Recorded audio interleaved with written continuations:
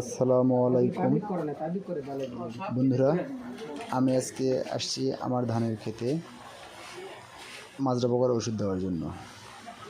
চলেন আপনাদের আজ দেখাবো মাজরা পোকা কী করে দমন করতে হয়, কি কি ওষুধ দিতে হয়, সব কিছু বিস্তারিত দেখাবো। মাজরা পোকা কখন ওষুধ দিতে হয় সব কিছু বিস্তারিত আপনাদের জানাবো। আসেন আমাদের সাথে, সম্পূর্ণ ভিডিওটি দেখবেন, আশা করি ভালো লাগবে। মাঠে প্রতিদিন যাওয়াই লাগবে, ধান দেখতে হবে, কখন কি হচ্ছে জানতে হবে। ধানের জমিতে যত যত্ন করবেন ফসল তত ভালো হবে। আমি যাচ্ছি, খুব কাদামাটি পানি, যাওয়াটা খুব কষ্টের। আমি আছি এখন ফসলের জমিতে গিয়ে দেখি ফসলের মাজরা পোকা অনেক ক্ষতি করেছে, কারণ আমি সঠিক সময়ে মাজরা পোকার ওষুধ দিতে পারি নাই। আমার এখানে বন্যা হয়েছিল, অনেক পানি, যে কারণে আমি সঠিক সময়ে সঠিক ওষুধ প্রয়োগ করতে পারি নাই। মাজরা পোকা আমার ফসলে অনেক ক্ষতি করছে। যদি মাজরা পোকা সঠিকভাবে দমন করতে না পারেন, ফসলের অনেক ক্ষতি করবে। আমি আপনাদেরকে এখন দেখাবো আমি ফসলে কি কি ওষুধ প্রয়োগ করতেছি, আপনারা দেখেন। আমি যে ওষুধটি ব্যবহার করতেছি আপনাদের তাই ব্যবহার করতে হবে তা না, আমি দিচ্ছি নেইমার। আপনারা ইচ্ছা করলে অন্য যে কোনো মাজরা পোকার ওষুধ দিতে পারবেন, বাজারে যেগুলো অনুমোদিত আছে। আমি দিচ্ছি সিলেটের জিঙ্ক 55 ইসির সেতারা 20।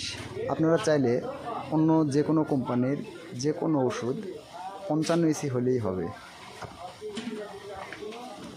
আমি দিচ্ছি সেতারা 20, আপনারা চাইলে অন্য যে কোনোটা দিতে পারেন, তবে হতে হবে 55 ইসির, তাহলে ভালো ফল পাবেন।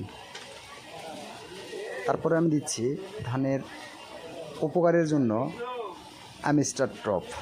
আপনারা চাইলে যে কোনো একটি ছত্রনাশক ব্যবহার করতে পারেন, ধানের কালার ভালো হবে, ধান পরিষ্কার থাকবে।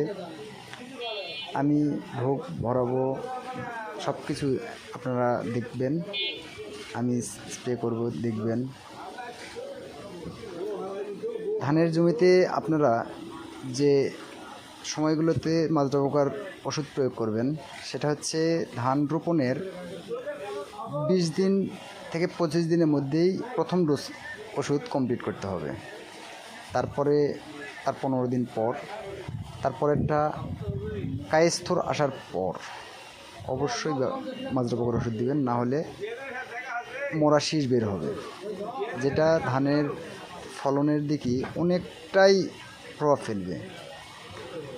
বলতে পারেন ফলনের 10 থেকে 15% ফলন কম হতে পারে। তাই মাজরা পোকার ওষুধ সঠিক সময় প্রয়োগ করা ভালো। কিন্তু আমি দুঃখের সাথে বলতে চাচ্ছি, আমার জমিতে আমি মাজরা পোকার ওষুধটা সঠিক সময় দিতে পারি নাই। তার প্রধান কারণ ছিল আমাদের এখানে প্রচুর পরিমাণে বন্যা হয়েছে, বন্যার কারণে আমি ওষুধটা সঠিক সময় দিতে পারি নাই, তাই আমার ফসলের অনেকটাই ক্ষতি হয়ে গেছে। তো আপনারা এই ভুলটা করবেন না, মাজরা পোকার ওষুধ ঠিক সময় মতন দিবেন। কারণ মাজরা পোকা একবার জমিতে ধরলে ওই জমিতে 100% আর মাজরা পোকা দমন করা সম্ভব নয়, কারণ মাজরা পোকা একবারে ধানের ভিতরে বসবাস করে, যেটা কীটনাশক পচানো সম্ভব নয়। তো বন্ধুরা, আমি এখন কীটনাশক প্রয়োগ করতে যাচ্ছি, স্প্রে করব। তবে আপনারা প্রতি বিঘায় কমপক্ষে 2 ঢোক করে ওষুধ স্প্রে করবেন, তাহলে ভালো কাজ হবে। আপনারা অবশ্যই 2 ঢোক ব্যবহার করবেন, কারণ 1 ঢোক যদি দেন ভালো কাজ করবে না, ধানের গা ধুয়ে দিতে হবে। আর মাজরা পোকা ওষুধ প্রয়োগ করার সঠিক সময় হচ্ছে আপনার বিকালবেলা, সন্ধ্যের আগে, পরন্ত বিকালে যেটা বলা হয়, সন্ধ্যের আগে। তো আপনারা আসেন, দেখাচ্ছি। দেখেন আমার ধানের প্রচুর ক্ষতি হয়েছে, কিন্তু কিছু করার নেই, যেহেতু বন্যা আসছিল। তো যেগুলো এলাকায় বন্যা আসে নাই অবশ্যই 20 থেকে 25 দিন রোপণের পরেই দিয়ে দিবেন। দ্বিতীয় ডোজটা দিবেন তার 15 দিন পর, তৃতীয় ডোজটা কায়স্থর আসার আগে। অবশ্যই কীটনাশক ব্যবহার করবেন। আর একটা ভালো টাকা ছাড়াই যেটা মানে আপনি দমন করতে পারবেন সেটা হচ্ছে জমির ভিতরে আপনি কিছু ডাল পুঁতে দিতে পারেন যেখানে পাখি বসতে পারে।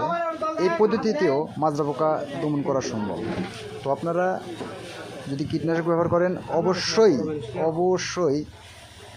3 বার কীটনাশক ব্যবহার করবেন, তাহলে ভালো রেজাল্ট পাবেন। তো বন্ধুরা, আজকের মতো এখানেই। আরও ভালো ভালো ভিডিও নিয়ে আসবো, সামনে ভিডিও দেখা হবে। খোদা হাফেজ।